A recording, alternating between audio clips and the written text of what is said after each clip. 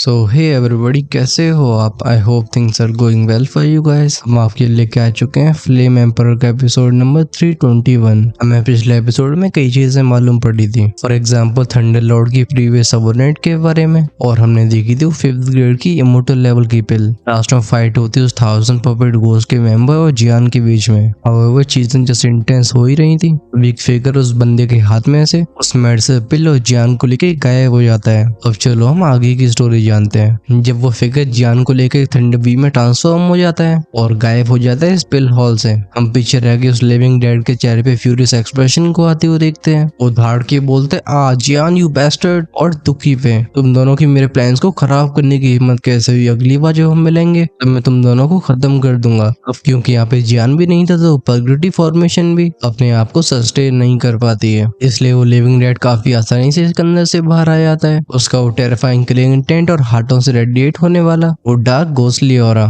इसकी वजह से वो कुछ ज्यादा ही खौफनाक लगता है। हम उसे अपने हाथ को नीचे डिस्क में स्लैम करते हुए देखते हैं। गूंजती हुई बूम की आवाज उस टेरिफाइंग फोर्स को फेस करने के लिए नीचे की फॉर्मेशन की लाइंस जलने लगती हैं और फैलने लगता है कि ड्रेडफुल पीक लेवल का ऑरा। वो लिविंग डेड अपने मुंह से खून फेंकते हुए अपने कदमों को पीछे घसीटता है। लगता है फॉर्मेशन उसकी एनर्जी को ऑब्जॉर्ब कर रही थी। सिचुएशन को रियलाइज करके और हेजिटेट नहीं करता, हम उसे इस जगह से गायब होते हुए देखते हैं। एट द सेम टाइम उस मैसिव डिस्क के ऊपर के वो र्यून्स भी अपने आप ही शांत होने लगे थे। सीन चेंज हुआ था। हम देखते हैं जियान और उस बच्चे को पिल हॉल से बाहर आते हुए। ये सभी जंगल की ऊंची चट्टान के ऊपर अपीयर हुए थे। यहाँ से थोड़ी सी दूरी पे होती हेवली किंग की टूम। इससे पहले दुगीफे ने और भी आगे ले जाती। जियान कोल्ड आवाज में कहता यहीं पे रुक जाओ। उसकी इसने रेडिएंट ऑरे को देख के जियान अपने गुस्से को रोक नहीं पाता। वो कहता है तुम्हें ये पावर कहाँ से मिली? कुछ समय पहले दुगीफे बस 3 स्टार दोशान के अर्ली स्टेज पे थी, लेकिन अब उसकी स्ट्रेंथ बिल्कुल पीक पे पहुंच चुकी है। एज द रीइंकार्नेटर उसकी स्ट्रेंथ जितनी बढ़ेगी उसकी रीइंकार्नेशन उतनी ही कंप्लीट होती जाएगी। फिर जब वो अपनी पीक पे पहुंचेगी तो होने वाली ट्रांसफॉर्मेशन को बदला नहीं जा सकता और जियान को स्पेल का डर होता है। उसकी डांट को सुन के दुगीफे किसी बच्चे की तरह सर झुका के बोलती है ये मैंने खुद कल्टिवेट करी है। ये सुन के जियान धाड़ के बोलता है दैट बैस्टर्ड। साफ तौर पे ये सब उस सबोर्डिनेट की वजह से हुआ है जिसने दुगीफे की रीइंकार्नेशन सील को रिलीज करने की कोशिश की। चीफे अपने सर को हिला के बोलती है तो मैं उसे दोष नहीं देना चाहिए, कभी न कभी होना ही था, और अगर उसने ऐसा नहीं किया होता तो हम पिल हॉल से इतनी आसानी से बाहर नहीं आ पाते। जियान अपनी फ्यूरी को जस्ट ऐसे सप्रेस कर पा रहा था। वो कहता है उस बैस्टर्ड ने फोर्सफुली हमारे रीइंकार्नेशन रून को एक्टिवेट कर दिया। इससे भले ही तुम्हारी स्ट्रेंथ 3 स्टार दोशान के पीक पे पहुंच चुकी हो, लेकिन अब तुम्हारी रीइंकार्नेशन भी एक्सेलरेट करेगी। तुमने कहा था कि तुम्हें एक शांति से भरी जिंदगी चाहिए, एक छोटी सी लड़की की वो जिंदगी जिसमें कोई चिंताएं ना हो। डैम इट, अगर मैं उसे दोबारा मिलता हूँ तो चाहे कुछ भी करना पड़े मैं उसकी बैंड बजा दूंगा। चीफे फिर से बोलती है लोग बदलते हैं। हाँ सच है कि मैं तब ऐसा सोचा करती थी, लेकिन अब अलग है। अब इस पावर को मैं रेस्ट नहीं कर सकती। जन अपने हाथ को क्लेंच करके बोलते तो तुम, फिर वो साय करके बोलते जाने दो, मैं तुमसे और आर्ग्यू नहीं करूंगा। चीफे की आंखों में गिल्ट भरी होती है। उसे फुसफुसाती है आई एम सॉरी, मुझे बस एक बार सेल्फिश होने दो। बेकार, मेरे पास भी ऐसे लोग हैं जिन्हें मैं प्रोटेक्ट करना चाहती हूँ। वो जान की चिंता को अच्छे से महसूस कर पाती है। उसका हर एक शब्द हर एक एक्शन ये बता रहा था कि वो कितनी परवाह करता है। कुछ और गहरी सांसें लेने के बाद जियान कहता है जाने दो। सुन के दुगीफे भी स्माइल करती है। वो बताती है तुम मेरी इतनी चिंता भी मत करो, भले रीइंकार्नेशन एक्टिवेट हो जाए लेकिन तब भी वो मैं ही रहूंगी। जियान भी रिप्लाई करता है उम्मीद करता हूँ। उसे नहीं पता था कि रीइंकार्नेशन के कंप्लीट होने के बाद क्या होगा, या इस बच्चे की सोल सेम रहने वाली है या वो कोई बिल्कुल अलग बन जाएगी। अरे यहाँ पे जो सीरियस मोमेंट चल रहा होता है इससे एक हंसने की आवाज तोड़ती है। वो छोटा सा बच्चा जो कि अभी ब्लड टैबलेट की पावर से बंधा हुआ था, वो खीगी करके यहाँ से भागने की कोशिश करता है। चीफे कहती कि 4 लाख बच्चा है। फिर उसके पास जाके बैठ के बोलती लेकिन तुम इस स्टैंड को अंडर एस्टिमेट कर रहे हो। लगता है पिल हॉल में भी सील्स होंगी जिनकी वजह से तुम वहीं पे फंसे रह गए और अब तुम बाहर आना चाहते होगे, लेकिन तुम्हारे लिए अफसोस की बात है कि मेरी लाइटिंग पावर्स ऑर्डिनरी नहीं है। ये सुन के बच्चा गुर्रा के बोलता है हम, अगर तुम्हारे पास वो स्ट्रेन थंडर एनर्जी नहीं होती तो मैं तुम दोनों को कब से खत्म कर चुका होता। चीफे मुड़ती है जियान से। वो कहती जियान समय आ गया। जैसे ही हम इसकी इंटेलिजेंस को मिटा देते हैं ये एक 5th ग्रेड इमोर्टल रैंक की यंग पिल बन जाएगी। जियान नोट करके आगे बढ़ता है। चीफे बोलती है डोंट वरी, तुम्हारे होते हुए मैं उस रीइंकार्नेशन रून को इतनी आसानी से कंप्लीट कैसे होने दे सकती हूँ। आखिरकार मुझे तुम्हें प्रोटेक्ट करने की जरूरत है। जियान के इम्पोजिंग फिगर को देख के दुगीफे के दिल में एक अलग ही गर्माहट भर गई थी। उसके बारे में ऐसी चिंता बस उसके फादर ही किया करते थे। जियान भी उस बच्चे के पास जाके बोलते हैं तुम काफी अच्छा षड्यंत्र रच लेते हो। बेसिकली कुछ समय पहले इस बच्चे ने अपने आप को जानबूझ के कैप्चर होने दिया था, जैसे जब वो उस अनडेड के साथ फाइट फाइट कर रहा हो, ये चुपचाप से 9-11 हो सके। वो बच्चा हम करके बोलता है कि तुम्हें सच में ऐसे लगता है कि तुम्हारी अर्ली स्टेज 3 स्टार दोशान की स्ट्रेंथ मेरी इंटेलिजेंस को खत्म कर सकती है।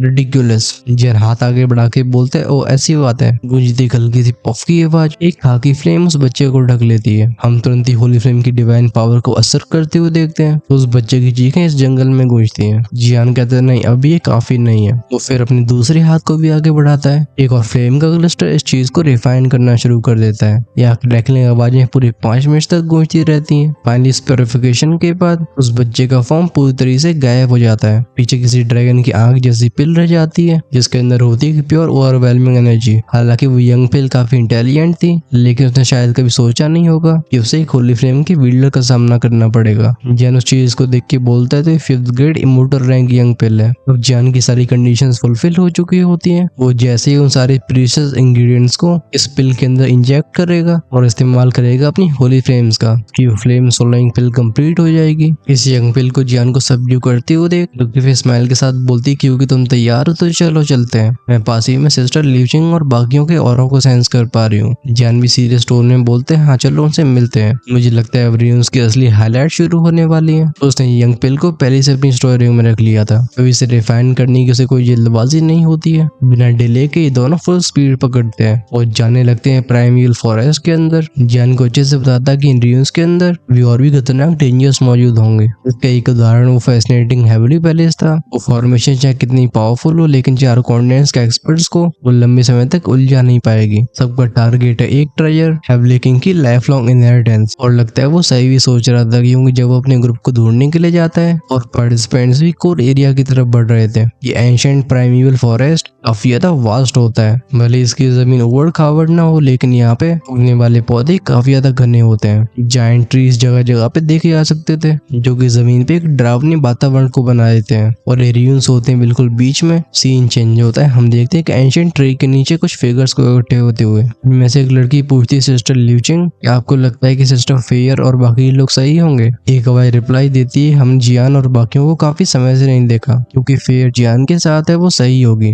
लिवचिंग की ब्यूटीफुल आंखें युआन यान को ध्यान से देखती हैं। वो अच्छे से जानती थी कि अगर युआन यान ने सबको रास्ता नहीं दिखाया होता तो इस पैलेस में उन्हें काफी समय लग सकता था और शायद बड़े बड़े नुकसान भी हो जाते हैं। लेकिन इस बच्ची युआन यान की हेल्प के साथ उस फॉर्मेशन को क्रैक करके फाइनली रियून्स के पास आ चुके हैं। बीच बीच में लोगों को कीमती चीजें भी मिलती हैं। हमारा ध्यान जाता है मूवी के ऊपर जो बोलता है चाहे जो भी हो भले ही हमने उस वैली फॉर्मेशन को जल्दी क्रॉस कर लिया हो, लेकिन चारों कॉन्टिनेंट्स के और पावर हाउसेस भी एंटर कर चुके हैं। हेवली किंग की ट्रेजर की ऐसी लोकेशन की तरफ जा रहे होंगे। प्रॉब्लम ये है कि इनमें से ज्यादातर एक्सपर्ट्स की स्ट्रेंथ कम से कम 3 स्टार दोशान के लेट स्टेज तक पहुंच चुकी है। कई तो पीक लेवल पे भी है और हम इनके खिलाफ एक डिसएडवांटेज में। यूरेनन बोलती है मिंगजी में हमारे ऊपर हमला करने वाला वो सेंजियन होगा सोल बीस्ट लाइन से। उसने जो सोल बीस्ट को समन किया था वो सच में टेरिफाइंग था। हमें अलर्ट रहना होगा। इस पर लिएंची जिसकी स्पिरिचुअल स्ट्रेंथ सबसे ज्यादा पावरफुल होती है वो अपनी सोल परसेप्शन को चारों तरफ फैला के रखती है। येंची कहती है चलो हम स्टेप बाय स्टेप आगे बढ़ते हैं। मैं इनके औरों को सेंस कर पा रही हूँ। जैसे उनके लोग येंची को फॉलो करने लगे थे। जब हमारा ध्यान खासकर यूएनएन के ऊपर जाता है, लगता है पिछले कुछ समय से अपनी मेंटल स्ट्रेंथ का यूज करने की वजह से वो काफी थक चुकी थी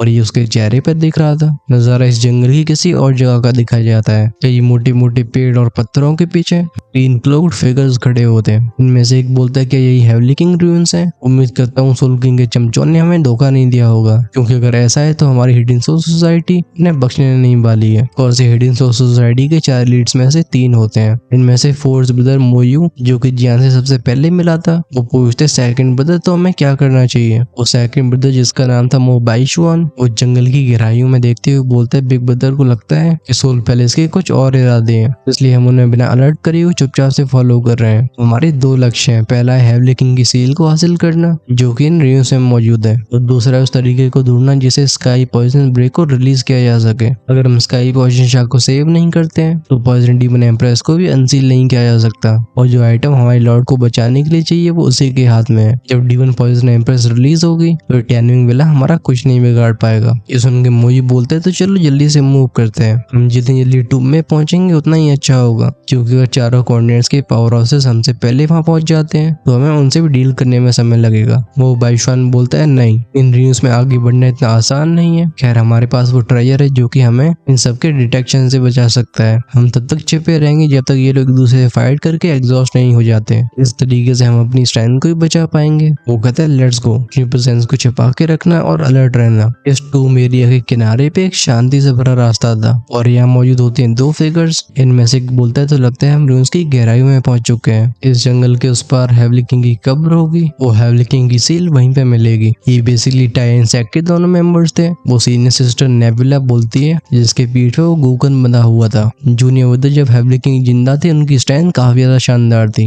इसलिए मरने के बाद भी हमें उन्हें अंडर एस्टिमेट नहीं करना चाहिए। जाने क्यों, लेकिन जैसे हम टूम के करीब पहुंच रहे हैं मेरे अंदर एक अनईजी फीलिंग बढ़ती जा रही है और मुझे ऐसा ही महसूस हो रहा है अपने गूकन से। लुवियन बोलता है क्या जुआन यूचिन भी ऐसा फील कर रहा है? ये पहले कभी नहीं हुआ। बेसिकली जुआन यूचिन ये उनके टाइन सेक्ट का एक होली ट्रेजर था, एक इमोर्टल वेपन जो कि इविल फोर्सेस के खिलाफ काफी कारगर है। लेकिन अब इसका ट्रेम्बल होना ये एक अच्छा साइन नहीं है। लुवियन बोलता है सीनियर सिस्टर चलो हम धीरे धीरे आगे बढ़ते हैं, यहाँ तक पहुंचने के बाद अब वापस नहीं लौटा जा सकता। नेबुला भी कहती ऑल राइट, लेकिन टूम में एंटर करने के बाद मैं तुम्हें प्रोटेक्ट करूंगी, चाहे कुछ भी हो जाए लेकिन सेफ्टी पहले आती है। लुवियन बोलते हैं हाँ मैं समझ गया। इसी जंगल की किसी और जगह पे वेंसोल पैलेस के दो लोग होते हैं। इनमें जूनियर ब्रदर का नाम होता है लिलिन और सीनियर ब्रदर था लिन युआन। लिलिन बोलता है सीनियर ब्रदर इस जंगल को पार करती हम हेवली किंग के टूम पे पहुंच जाएंगे, हमें एकदम चौकन्ना रहना होगा, मुझे खतरा महसूस हो रहा है। वो लिन युआन भी बोलता है हाँ हमारा वेंसोल पैलेस खासकर सोल टेक्निक्स में स्पेशलाइज करता है, इसलिए नॉर्मल है कि हम जितनी ज्यादा गहराई में जा रहे हैं हम डेंजर को और भी अच्छे से फील कर पा रहे हैं। ये दोनों आगे बढ़ना शुरू हो गए थे। यहाँ से थोड़ी सी दूरी पे सोल बीस्ट अलायंस का सेंजन एक कड़वाट से भरी आवाज में कहता है डैमेज ये डोंग जो कि लोग भले ही कमजोर हों लेकिन इनका कोऑपरेशन एकदम फ्लॉलेस है। मैं डार्क सी में भी इन्हें खत्म नहीं कर पाया। अगर ये बात दुकीफे और जान तक पहुंच जाती है तो चीजें कॉम्प्लिकेटेड हो जाएंगी। ये रूइंस भी जल्दी खुलने वाले हैं। अगर वो दोनों मेरे पीछे आए तो मेरे पास उस चीज को इस्तेमाल करने के अलावा और कोई विकल्प नहीं बचने वाला। लेकिन उस ड्रैगन टाइप सोल बीस्ट को कल्टिवेट करने में मेरे फादर ने बहुत ज्यादा एफर्ट्स लगाए हैं। एक्चुअली मुझे जियान के बारे में जो खुफिया जानकारियां मिली थी उनकी वजह से शैंगजन भी घबराया हुआ होता है, लेकिन वो तभी दांती मीस के बोलते हैं जियान बस रुको, ये हेवली किंग की टूम तुम्हारी कब्र होगी। फाइनली हम फोकस करते हैं म्यूजिक के ऊपर। इस पर उसका पूरा रूप बदल चुका था।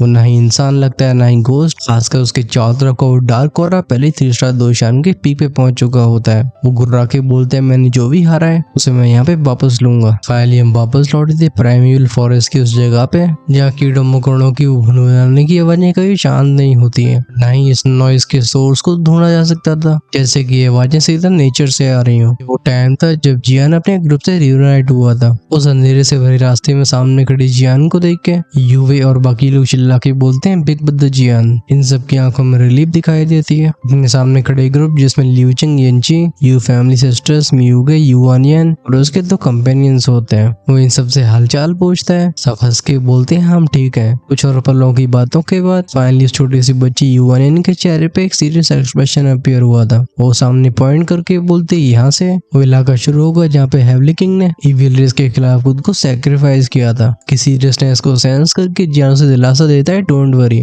मेरे होते हुए कुछ भी गलत नहीं होने वाला। बिना और शब्दों को बर्बाद करते हुए ये ग्रुप फिर से आगे बढ़ने लगता है। ये बहुत जल्दी वर्जिन फॉरेस्ट के किनारे पे पहुंच जाते हैं जहाँ एक चौड़ी सी झील मौजूद थी और मौजूद होते हैं वो भारी भरकम से एंशिएंट ट्रीज। इस झील की सतह के ऊपर कई रिपल्स बन रही होती है। हमें मालूम पड़ता है कि इसका कारण इसके बीच का वो वर्ल्ड पूल है जो धीरे से रोटेट हो रहा था। ऐसा लगता है स्वर्लिंग वॉर्टेक्स में एक मिस्टीरियस पावर मौजूद थी जिसे देख के अच्छे लोग चिल फील करते हैं। धीरे धीरे करके यहाँ पे और भी लोग अपीयर होने लगे थे। एक एंशिएंट ट्री के कवर में छिपा हुआ जियान और उसके टीम मेंबर्स उस स्वर्लिंग वॉर्टेक्स को देख के बोलते हैं कि हेवली टूम का एंट्रेंस है। जब ये अपनी सोल परसेप्शन को फैलाता है उसकी आंखें नैरो हो गई थी। वो कहते हैं हाँ ये होना चाहिए। मुझे जानकारी ओल्ड घोस्ट एल्डर ने दी थी। उसके हिसाब से हेवली किंग की टूम लेक के सेंटर में मौजूद है जो कि ड्यून्स के बिल्कुल गहराई में। म्यू के वॉइस को उड़ के बोलता है लेकिन यहाँ पे कोई भी डिफेंसिव और सेंस नहीं हो रहा, या एक ट्रैप है। वो तक के डेंजर्स का सामना कर चुका था लेकिन जगह कुछ ज्यादा ही सेफ लगती है, जैसे और भी ज्यादा चौकन्ना हो जाता है। जान तुरंत ही रिस्पॉन्ड नहीं करता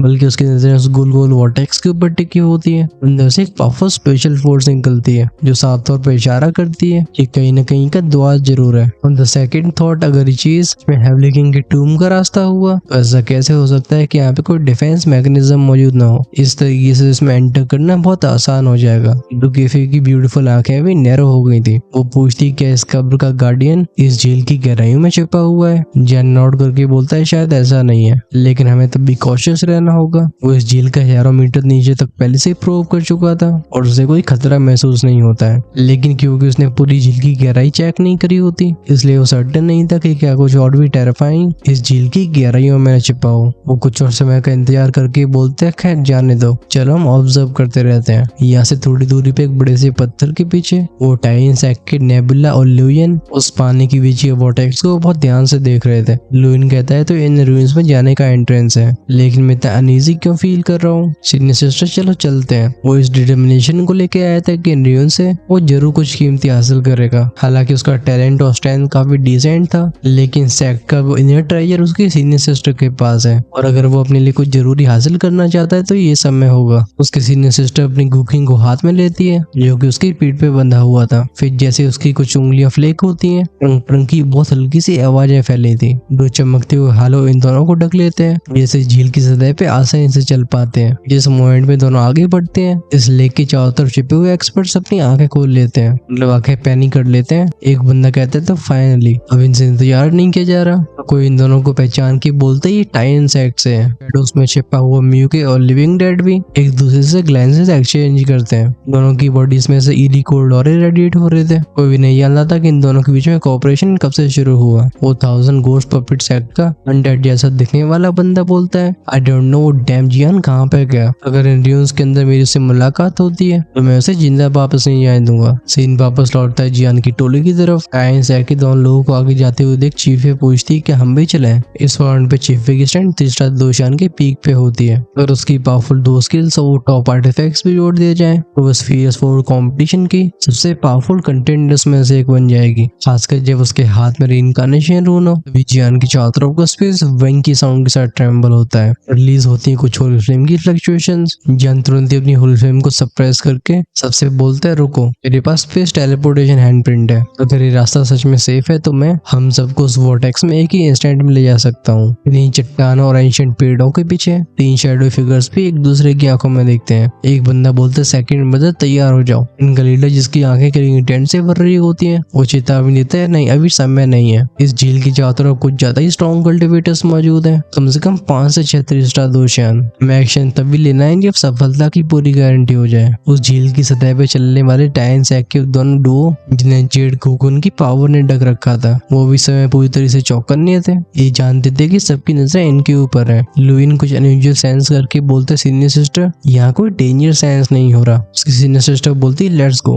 उसे भी यहाँ कुछ थ्रेटनिंग और फील नहीं हो रहा था जो कि और भी ज्यादा खतरनाक होता है। ये सब बोलती है उसकी 3 उंगलियां उस जेड कुकुन की स्ट्रिंग से टकराती हैं। गूंजती फिर से ट्रंक ट्रंक की आवाजें एक एनर्जी इन दोनों को रैप करके उस सेंटर की तरफ भेज देती है। ये कि फ्लैश में वर्लपूल के पास पहुंच जाते हैं। उस स्वर्लिंग वॉर्टेक्स में छलांग मार के गायब होने से पहले लुइन हंस के बोलते हाँ आप सब इंतजार करो, हम आप सबको अंदर का मामला चेक करके बताते हैं। कैरी का हाथ चढ़ाने के लिए गया था लेकिन दोनों ने चेन रिएक्शन शुरू कर दिया होता है। मुझे लगती है स्विचिंग आवाजें। लोग कहते हैं इस वॉर्टेक्स में कुछ भी गलत नहीं है, ये बस एक स्पेस गेटवे है। तो कोई बोलता है तो हेवली किंग का टूम सच में आ गया। एक ही फ्लैश में 10-12 कल्टिवेटर सीधा वर्ल्ड पूल में चले गए थे। वो वॉर्टेक्स जुड़ा होता है एक खास जगह से। सबसे पहले जो एक्सपीरियंस सबको होता है वो थी सक्शन फोर्स और एक क्रैश की आवाज सुनाई देती है। वो इमेंस स्पेशल पावर इन सभी पार्टिसिपेंट्स को अलग अलग जगहों पर टेलीपोर्ट कर देती है।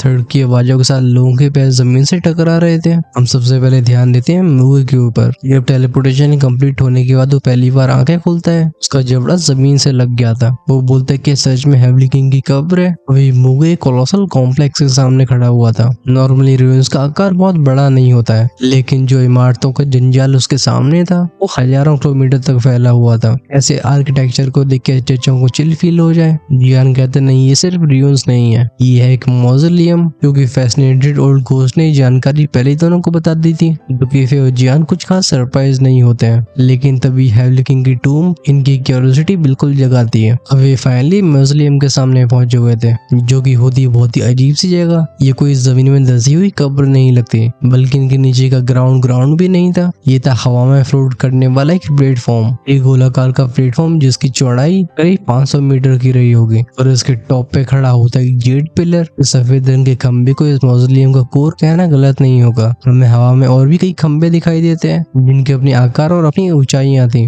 लेकिन एक चीज सब में कॉमन होती है, ये सब बहुत ही पेचीदा इंस्क्रिप्शन से ढके हुए थे। वो गोल गोल एंशिएंट रून्स जिनसी पावर को रखते हैं जो एक तरीके के कोरोजन से बच सके। ये सब जिस खंबे के सामने होते हैं वो बस बेस लेवल का होता है। इनके ऊपर और भी कई टावरिंग जेट पिलर्स थे, एक के बाद एक लेयर्स में होते हुए आसमान की तरफ जाते हैं। हाउएवर जब ये सब पीछे मुड़ के देखते हैं, इन्हें पीछे कई छोटे छोटे पिलर्स भी दिखाई देते हैं जिनमें से एक अजीब सी ब्लैक मिस्ट राइज होने की कोशिश कर रही थी। इस काले रंग के धुएं ने मौजूलियम की पूरी जमीन को ढक रखा था। वो कोल्ड इविल हैवी फीलिंग बिल्कुल अबिस की तरह होती है। जेड पिलर्स उसका विरोध करने की कोशिश कर रहे हो, लेकिन ब्लैक मिस्ट की कोरोसिव पावर इन्हें धीरे धीरे खा रही थी। इस नीचे की अविसल मिस्ट को देख के जन बोलता है, लगता है ओल्ड गोस्ट एल्डर सही थे और मेरा गैस भी गलत नहीं था। ऐसी थिक सिनिस्टर एनर्जी ये किसी नॉर्मल क्रीचर का काम नहीं हो सकता। जियान को शांत होते हुए देख यंची पूछते तो क्या? जियान अपने सर को हिला के रिप्लाई करता है, क्योंकि हम यहाँ आ चुके हैं तो हमें यहाँ के सबसे ऊंचे खंबे के पास जाना चाहिए। मुझे लगता है हेवली किंग की कॉर्प्स वहीं पे होगी। मिशन से वो कई सारे जेड पिलर्स को देख पाते हैं जो एक से एक मोटे और ऊंचे होते हैं और इनके अंदर होता है वो सफोकेटिंग प्रेशर, लेकिन इनका गोल साफ होता है, यहाँ का टॉलेस्ट पिलर। जियान की बात को सुन के ल्यूजिंग बॉय से घुट के बोलती, लेकिन ये हर एक जेड पिलर कई सौ मीटर की दूरी पे है, हम वहां तक पहुंचेंगे कैसे? क्योंकि हर एक पिलर के बीच में वो अबिस मौजूद है। अगर हम उसमें चले जाते हैं तो लाइट एट्रीब्यूट को कल्टिवेट करने वाली ल्यूजिंग इन डार्क और सिनिस्टर एनर्जी से कुछ ज्यादा ही सेंसिटिव होती है। नीचे की ऑरे को सेंस करके वो अनईजी फील कर रही थी। बेसिकली अगर आप अब इसको समझ नहीं पा रहे हो तो इसे तुम ऐसी खाई समझ सकते हो जिसका बॉटम देखा नहीं जा सकता हो और ये पूरी तरह से अंधकार से भरा होता है। जन बोलता है, चलो मैं पहले ट्राई करता हूँ। वो इस जेड पिलर के किनारे पे जाता है। वो नोटिस नहीं कर पाता कि वो बच्ची युआन है चुपचाप से अपने सर को झुका के उन जेड पिलर्स के ऊपर की रेखाओं को ध्यान से देख रही थी, जैसे कि उसे कुछ समझ में आ रहा हो। ओह की आवाज के साथ जन गहरी सांस लेता है। उसकी नजरें इस इविल मिस के आर पार देखने की कोशिश करने लगी थी। फिर वो कोल्ड साउंड के साथ बोलते हैं, फायर एक्सप्लोजन टेक्निक। बूम के साउंड के साथ उसका ऑरा इरप्ट हुआ था। जन के पैर पास ही के जेड पिलर की तरफ बढ़ जाते हैं जो कि यहाँ से कुछ 100 मीटर की दूरी पे होता है, लेकिन जिस पॉइंट में जन मूव हुआ नीचे की वो डार्क एनर्जी जहरीले सांपों की तरह उठी थी। इसका टारगेट जियान था और इसे सेंस करके उसके एक्सप्रेशन भी चेंज हो जाते हैं। इस मौजूलियम के स्पेस पावर के सप्रेशन की वजह से वो एक ही बार में लंबी दूरी को तय नहीं कर सकता था। उस काले औरे को अपने पास आते हुए देख जियान अपनी होली फ्लेम को बुलाने की कोशिश करता है। तभी पीछे से गूंजती बैंग बल्स की साउंड, क्योंकि बॉडी से लाइटनिंग और इरप्ट हुआ था जो एक सिल्वरी चेन में बदल के जियान की तरफ आगे बढ़ गया था। एक हाथ से फ्लेम एनर्जी को आगे शूट करते हुए और दूसरे हाथ से उस लाइटनिंग चेन को पकड़ता है। जब उसकी फ्लेम उस काली मिस्ट से टकराती हिस की आवाज के साथ वो ब्लैक मिस्ट जल के राख हो गई थी और जियान भी वापस लौट आया था। उसके टीममेट पूछते, क्या तुम ठीक हो? जियान एक गहरी सांस लेके बोलते हैं, हाँ मैं ठीक हूँ, लेकिन इस जगह पे उड़ना आसान नहीं है और ऐसी दूरी को तय करने के लिए बस हम अपनी ब्रूट स्ट्रेंथ पर रिलाई नहीं कर सकते। अगर अभी चीफे बीच में नहीं आई होती तो उस ब्लैक मिस्ट से बचने के लिए जियान को काफी ज्यादा एफर्ट्स लगाने पड़ते। वो फिर से उस जेड पिलर के ऊपर ध्यान लगाने लगा था। तभी वो बच्ची युआन ने बोलती है, नहीं आपको इतना फोर्स करने की जरूरत नहीं है। इस मौजूलियम में आने के बाद मुझे एक फैमिलियर ऑरा फील हुआ है। अगर ये हेवली किंग के बैटल फॉर्मेशन मास्टर नहीं थे तो उनके पास हाई लेवल की एरेज जरूर होंगी। ये कहते कहते उसके चेहरे पे स्माइल अपीयर हो रही थी। युआन ने उन खम्भों की मिस्टीरियस इंग्रेविंग्स को देख के एक जाने पहचाने और को फील करती है। जियान भी भौं से घोट के बोलता है, मेंटल पावर, एक कोर इंसेप्शन और पैटर्न्स फ्लक्चुएशंस। तभी युआन एक्साइटमेंट के साथ बोलती है, मुझे देखो। वो फटाक से पैर मोड़ के बैठ जाती है और उसके माथे में से बाहर आने वाला वो चिंकुन जेड जिसे जियान ने उसे दिया था वो उस बच्चे के चारों तरफ घूमने लगता है। जब सोइडिलॉड इन फ्लक्चुएशंस को सेंस करते हैं वो कहते हैं, इस लड़की की मेंटल पावर ये तुमसे काफी ज्यादा पोटेंट है। मुझे लगता है इस लेवल के दो फॉर्मेशन मास्टर्स में ये बच्ची सबसे ज्यादा स्ट्रॉन्गेस्ट होगी। जियान करवार से भरी स्माइल के साथ सर हिला के बोलते हैं, जाने दो, क्योंकि जियान उस ग्रेट फॉर्मेशन मास्टर की इनहेरिटेंस को पहले से यूएनएन को दे चुका था तो उसके बारे में क्या बात करनी। क्या लगता है उस बच्ची का दाव काम आ जाता है। कुछ ही समय में उसके चारों तरफ अजीब सी फ्लक्चुएशंस अपीयर हुई थी जिसके साथ खुलते हुए सफेद खम्भों के राज। अफसोस की बात है कि चारों कॉन्टिनेंट्स के बाकी पावर हाउसेस जो जियान की टीम के साथ नहीं होते उनका लक इतना अच्छा नहीं होता है। इन जेड पिलर्स को रैंडम जगहों पे प्लेस नहीं किया गया था बल्कि वो बनाते थे हेवली किंग के मौजूलियम की final protective formation. Highest pillar पे पहुंचने के बाद ही कोई हेवली किंग की कब्र को देख सकता है। चारों कॉन्टिनेंट्स के सभी पार्टिसिपेंट्स को कुछ इसी तरीके से अलग पिलर्स पे टेलीपोर्ट किया गया था और अभी ये सभी हेल्पलेस लग रहे होते हैं। ये सब क्लियरली सेंस कर पा रहे थे कि जेड पिलर्स कुछ ज्यादा ही मिस्टीरियस है और खासकर नीचे का वो अविस, अगर कोई भी उसमें नीचे गिर जाता है तो सिनिस्टर इविल ऑरा उसे दफन कर देगा। टाइन सैका वुलुइन बोलते सीनियर सिस्टर क्या हुआ, कुछ मिला? उसकी सीनियर सिस्टर बोलती है नहीं, मैं रास्ते को खोजने की कोशिश कर रही हूँ। चाहे बात तो वेंसोर पैलेस की या सोल बीस्ट अलायंस या हो लिविंग डेड, इस फॉर्मेशन में सफर चुके थे। इन्हें साफ तौर पे आगे बढ़ने में समय लगने वाला था। सीन लौटता है जियान की तरफ, जहाँ जाने से उसके पैरों के नीचे एक पैटर्न अपीयर होने लगते हैं। उसकी आंखें तब श्रिंक हो जाती हैं, वो सेंस करता है कि युआनियन इन पैटर्न्स को कंट्रोल कर पा रही है। उसकी मेंटल एनर्जी लगातार इस जेड पिलर में जा रही थी। हालांकि इन पैटर्न्स को तो जियान ने भी नोटिस किया था, लेकिन ये कुछ ज्यादा ही छोटे होते हैं, इसलिए उन पे ध्यान नहीं देता। लेकिन अब युआनियन की गाइडेंस की वजह से वो छोटी छोटी लाइंस भी बड़े बड़े राजों को खोलने लगी थी। फिर अपने बहन की ऐसी आत्मविश्वास से भरी मूवमेंट्स को देख के वो युआन हो तो काफी खुश हो जाती है, और बाकी के सबके चेहरों पे होते हैं सरप्राइज्ड एक्सप्रेशंस। गूंजती कुछ रसल की आवाजें, एक के बाद एक पैटर्न्स हवा में बिखरने लगते हैं। इस पर यूनियन की बॉडी ट्रैम्बल हुई थी और हम उसके व्हाइट जेट कोर में से एक हल्की सी हरी रोशनी को निकलते हुए देखते हैं, जो कि चली गई थी स्टोन पिलर के अंदर। लगता है इस फोर्स के साथ वो पैटर्न्स खुश होने लगते हैं। इस पर युआन भी अपनी आंखें खोल के बोलती है थैंक यू। जियान पूछता है कैसा रहा?